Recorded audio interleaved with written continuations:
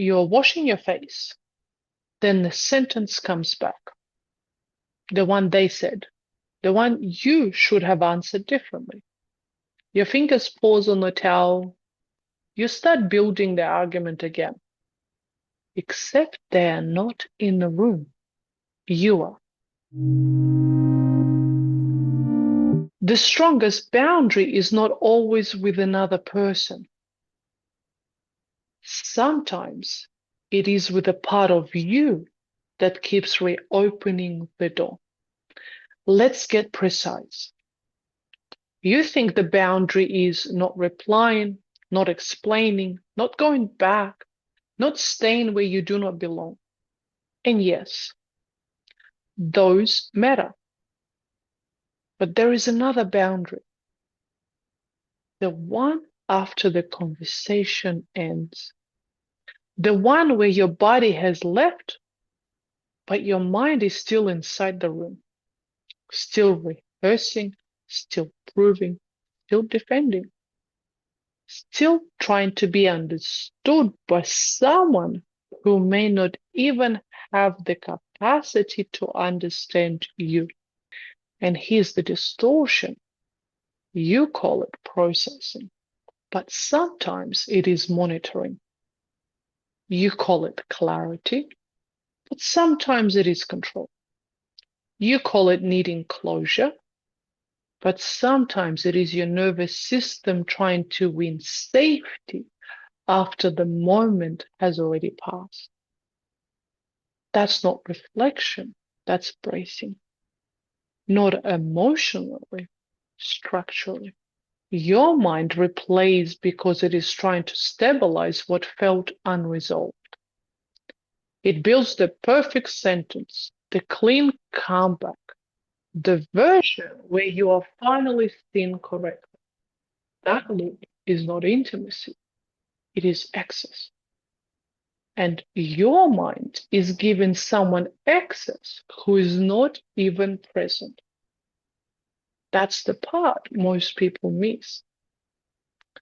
Peace often begins when you stop showing up internally for conversations you already left externally. Let me ask you something uncomfortable. Who still has access to your inner world because you keep rehearsing your difference? In the infinity method Embrace, access governance begins inside the mind before it becomes visible in you. Now, watch the shift. You do not attend every conflict. You do not prove your goodness. You do not carry what belongs to someone else. You do not replay the conversation for 3 hours just because your body still feels charged. You notice the loop. You name it, and you stop feeding it. Not dramatically, cleanly. You say, and as I mentioned, what helps me is saying it out loud, repeating it to myself. And sometimes what works is I would tap myself on the collarbone as well, just to turn on different senses. I am not available for this inside myself anymore. That is the internal boundary. Here's the real human moment. You are in bed, lights off, the house is quiet. Your mind reopens the same exchange. You hear their tone again. You feel the urge to mentally argue both sides until your body can finally relax. Your shoulders lift slightly. You press your lips together. You almost reach for your phone to read the thread. Then you stop. And you say out loud, I do not need to attend this conflict tonight. Inside, the old thoughts appear. But if I stop thinking about it, they get away with it. Your stomach tightens. And then something quieter answers. No, I just stopped letting it live here. You resist reopening the message. You turn the phone face down.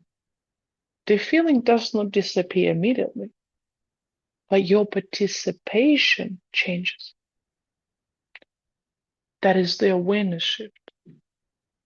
The boundary is not that you feel nothing. The boundary is that you stop giving the loop your leadership. So let me leave you with this.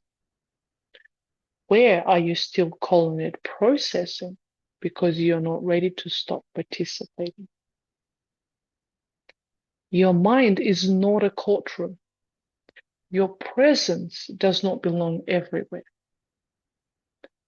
You don't have to earn love to be safe.